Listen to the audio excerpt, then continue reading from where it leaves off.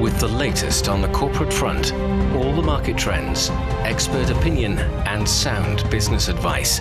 It is your unique window into the business world, direct from the heart of China. Hello and welcome to Biz Today. I'm Zhao Yang in Beijing. The International Monetary Fund has raised its global growth forecast for the 2025, with China getting the strongest boost among major economies. The IMF now projects China's economy to grow by 4.8% this year, up from its 4% forecast in April's World Economic Outlook. It attributes the upward revision to stronger than expected economic activity in the first half of this year and a pause in the tariff war between the world's two largest economies. The IMF has also lifted China's 2026 GDP growth projection by 0.2 points to 4.2%. And globally, the IMF has raised its growth forecast for this year to 3%, citing resilient economic activity and improved financial conditions. So why is the IMF now upgrading China's economic forecast? And what does it mean for the global economy? For more on this, join us on the line now are Dr. Zhou Mi, Senior Research Fellow with the Chinese Academy of International Trade and Economic Cooperation, Professor Qu Qiang from Minzu University of China, and also Yan Liang, Professor of Economics, Willamette University. So Yan, I will start with you. The IMF has significantly upgraded China's economic forecast to 4.8% this year. So what are the main reasons for it? Well, according to the IMF, this revision reflects a stronger than expected growth in the first half of 2025 in China, as well as a significant reduction in the US-China tariffs. So it's clear that despite the tariff imposition from the United States, China grew at 5.3% real rate in the first half of the year. When you look at the industrial production, it has gone up by 6.4%. Service has expanded by 5.5%. Retail sales grew by 5%, and fixed asset investment grew at 2.8%. So all these are very solid growth in all different sectors. Then when it comes to trade, even though the exports to the United States dropped by over 10%, but it was more than made up by the increase in exports to ASEAN countries, to EU, to Africa. And so in the first 5 months of this year, we also see a lot of foreign investments. And all of this means that the external economy is still working quite well for China. As a matter of fact, the preliminary estimates suggest that the net exports added over 1.3 percentage points to Q2's GDP growth rate, which is at 5.2%. So all of this suggests that the first half of the year, China's economy was on a very solid footing despite tariffs. Now, coming to the second half of this reason, a significant reduction in the US-China tariffs. So all of this helped to boost the Chinese economy and therefore validate IMF's upward revision. And Dr. Zhou Mi, so to what extent is the rebound in China's growth tied to fundamentals versus the external factors like the tariff truce with the US? Well, in my understanding, that China is trying to shift from the investment and export supported economic development to our more domestic consumption supported development. So in the past 1.5 years, we have seen the Chinese government are tried to do some policies to encourage the consumers to buy more things. And in this regard, they were provided with some coupons, and also the manufacturers of those consumption products are provided with better support. So in the scenarios of consumptions, I would say that China's government are really serious about that. We want to give a better, development support from the domestic forces. Well, on the other hand, I think that is also a kind of reflection about the attitudes to, the Chinese consumers and the Chinese people. We want to bring them better choices of the products and also the services based on their abilities and their demand. As we are seeing that China is going to have a better, higher quality of development, we should try to give the consumers more choices. So no matter from the China's domestic provider of those products and services, or we have a more import from many other countries, I think that are really providing more choices for the consumers, and the products providers can compete with each other, and they can improve their abilities to provide a better goods or services. And Professor Qu Qiang, so what sectors of Chinese economy are fueling this upward revision? Is that manufacturing, services, exports, high tech, or what else? Well, I think this is absolutely a combined action. I think number one is still the manufacturing, specifically, I think the high-tech manufacturing, EV, solar panel and semiconductors, and also the shipbuilding and all that. Actually, you see the orders, no matter from the domestic market or overseas market, are actually, abundant.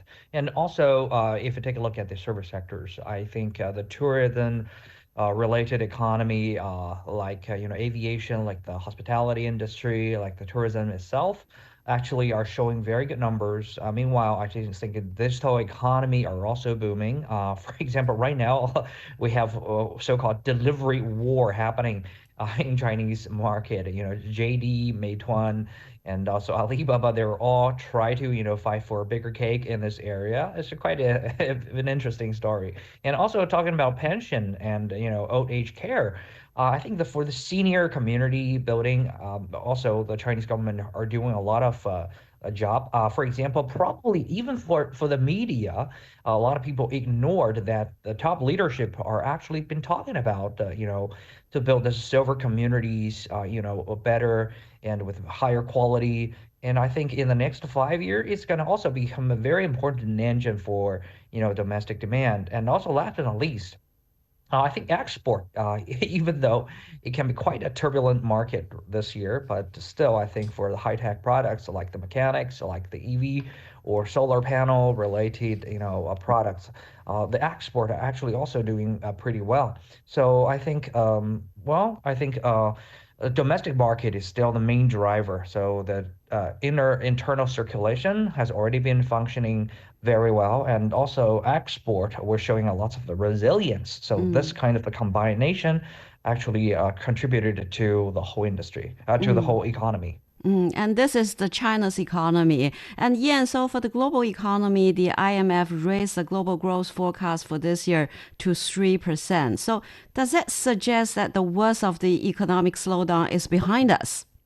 Well, I think the IMF again upgraded China's growth, and so that is really a leading emerging markets that help to boost in higher developing world's growth. That said, I think the IMF also precautioned that the tariff situation is still at a precarious equilibrium, in their words.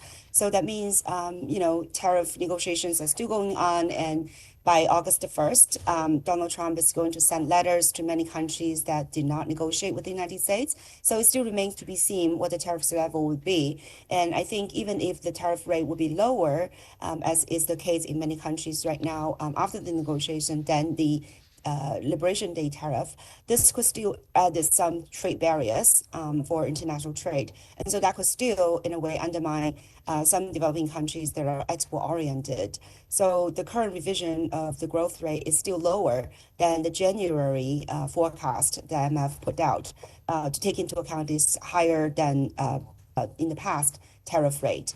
And so Professor Qu Qiang, the IMF chief economist, said risks remain tilted to the downside. A breakdown in trade talks or renewed protectionism could dampen the growth globally and fuel inflation in some countries. While on the upside, the breakthroughs in trade negotiations could boost confidence and structural reforms could lift the long-term productivity. So what do you make of this assessment? Well, yes, I do think, well, since IMF already upgraded the global growth rate of this year to 3%, so I think a soft landing's probability has already been rising, but still we're in a fragile balance kind of a scenario. I think inflation is going down for sure. Financial market is not going as bad as we expected, at least for now. And also, even though we have lots of the geopolitical conflicts here and also the national debt, like in America, like in Japan, like in the UK, are like skyrocketed through the roof. But we still are hanging on in here. I mean, the whole globe. So I think this kind of the fragile balance is what we're experiencing right now. But still, I think it depends on where do we tip on this rope. tilt, to the left or tilt to the right. Maybe in the future, for example, right now we'd be seeing the tariff, talk are going on all around the world, even though America saying, well, besides China, except for China, that every country has already reached the deal with America. But I know that from my source, many governments are not satisfied towards America's, tariff. Even within America itself, a lot of people are not satisfied. So I think there are great chances that this kind of a tariff talk, well, going on back and forth, in the whole world in the next several years. And also by that time, I think the global supply chain will be repeatedly impacted, and also global trade will be influenced as well. So in the next 1 or 2 years, I think the global trade, if it's been slowing down by like zero point 0.1 or 0.3, a percentage point, I think that's going to be very, very normal to be, expected. And also this year, if I take a look at the financial market. American stock markets are doing fine by now, but our modeling says that probably by the Q4 of this month of this year, American stock market is going to have some major impact. So this kind of impact in American stock market probably can spill over to the whole world and drag down the whole world market, to experience more of the turbulence. So I agree with IMF's economist that the major trend is still going down. Even though currently we are at the platform on the fragile platform, but still in the next several years, the global economy have a great chance to slow down continuously. And Dr. Zhou Mi, so how do you see the global economic, outlook? The IMF report warns that tariff hikes could shave zero point 0.2 percentage points off the global growth. So how serious is this risk? Well, I agree with the Professor Chu's, ideas about the risks. I think that is definitely our kind of temporary piece after, when we're seeing many countries have signed or agreed some of the trade agreements with United States. I mean, the temporary because, it's just to reduce the uncertainties for a while, but whether this agreement can be ratified by all the governments or the parliaments of those countries, or if there's a kind of a new measurements being taken into forces, how could these enterprises be affected by these additional tariffs? I think that the world is under a lot of pressure. The pressure is coming from the higher tariff. It's not only about uncertainty. It is higher tariff. It has ended more cost of doing businesses with United States. And if you're looking at some of these trade agreements, many countries promised to buy more things from United States. If they want to buy the things like all these products of energy related products and agriculture products, or even the Boeing airplanes, I think that United States do not have enough supply for those countries to buy. So there must be a lot of fluctuation about the prices, and it will also harm the benefits of those industries in their own countries. So there will be a lot of more cost of readjusting about the trade and investment relation of all these related countries. And that has showed a lot of pressures for even for many strong governments to trying to do more to adjust their monetary policies or fiscal policies. So this uncertainty and additional costs are putting the world in a little bit more dangerous positions. How can we try to make a better prediction about the coming half a year's economic growth, and how can we deal with the situation? So we need to do more to find some certainty. I think that certainties can be found if they are trying to not just looking into United States markets. And so Professor Xu Qiang, talking about trade, China and the U.S. have agreed to push for the extension of the tariff pause after the latest round of trade talks in Stockholm. So what's your main takeaway from the talks in Stockholm? Well, I think there are several signals that have been released in here. Number one is that the West come back and dominate the whole talk. Everybody knows that the Besant is the one who actually, started this talk with China, and he, very, very publicly, advocated that America should not decouple, well, not on every front decouple with China. And this high tariff is bad for not only the world, but also is bad for America itself. So I think he is a very rational person. And the last round is actually in London, been dominated by Lutnick. Lutnick actually, well, he should actually dominate the whole talk because he is the Secretary of the Commerce. But this round, a Secretary of the Finance come back again to dominate the talk. It shows that comparing to Lutnick, he have more say and more dominance over the whole trade issues. And also, secondly, I think both sides still, agreed to extend this, tariff pause with each other. It shows that there are still lots of the technical issues not been resolved yet, and both sides don't want, destroy this kind of a good ambience going on between the two sides. And so I think in the future, probably they're going to have more of the technical issues to talk about. After all, these two largest economy have so many details to confirm with each other. So in the longer run, it will absolutely stabilize both sides' economy and also stabilize diplomatic relations between China and America. And Dr. Zhou Mi, so do you see any sign that either side is interested in moving beyond a short-term pause towards a more permanent or institutionalized trade framework? Yeah, in my understanding, I think that is, the attitudes of the two leaders of China and United States. I don't think that they were just want to have some pause about the additional tariff. I think that their attitude is trying to establish some kind of institutional agreements between these two countries. So that is what we are trying to do because that is, the environment that governments can provide for the enterprises and the markets. So I think that the suspension is going to give us more time to discuss about, the situations between our two countries and the world because the world is so complicated. After many years of, after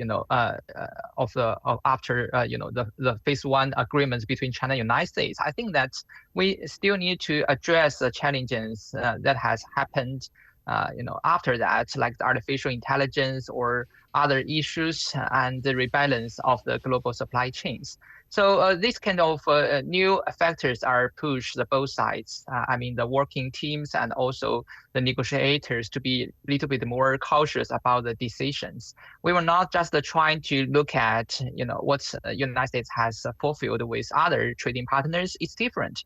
Every countries and every economies have its own characteristics and targets. We are trying to stick to our principles, the principles of commitment on to the multilateral system and also by the equal position to negotiate between China and the United States. We understand that there may be a lot of difficulties, but I think that can be dealt with if both sides have the willingness to do more to trying to reach agreement, which is a very natural and very important. I want to have another point that is when we're coming to the next round of suspension, it's almost to the end of this year. And that is the busiest year time for the shoppings and for United States commercial seasons. So the companies are really benefited from this portion and suspension of additional tariffs. They can do business to prepare for the stocks for the Black Fridays, Thanksgivings, and many very important seasons for the United States. And Professor Chu Qiang, so the IMF calls for pragmatic cooperation and more explicit trade rules. So is the multilateralism still effective in managing the global trade frictions? Oh, yes. We do think a major frustration happening with the multilateral platforms, like the appealing mechanism for WTO, has been, paralyzed.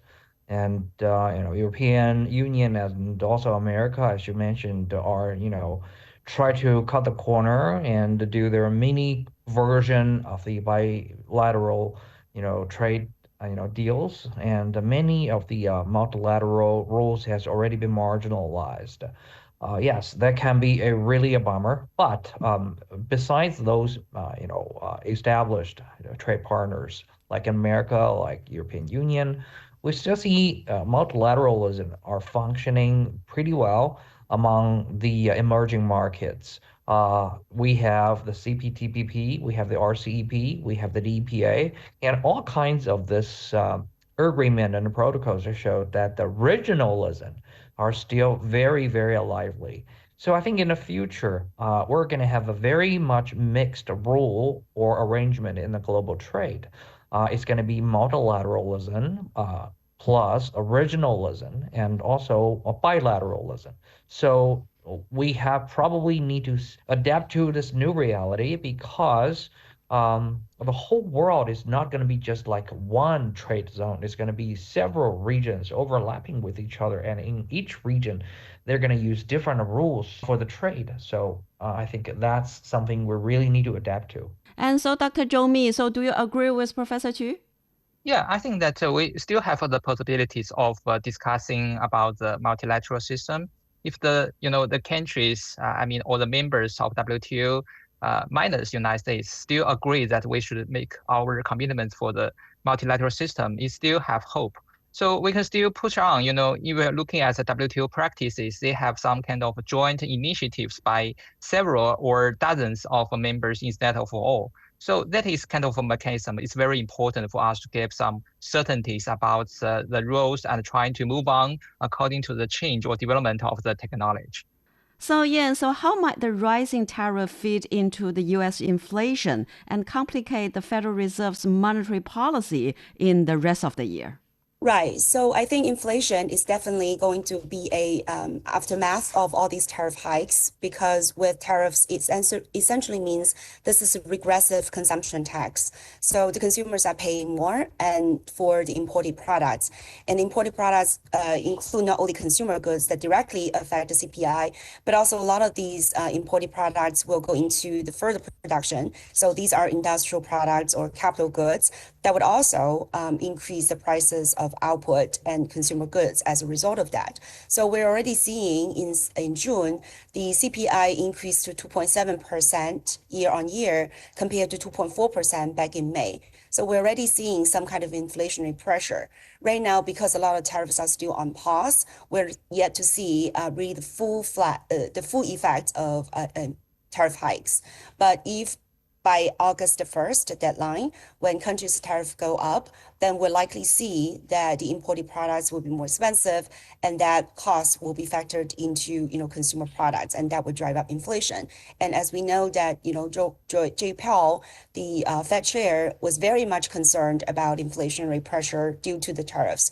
And so he's going to hold the line if he sees any inflationary pressure building up. And so that is not going to be conducive to the United States economy because the interest rate is still relatively high at this point.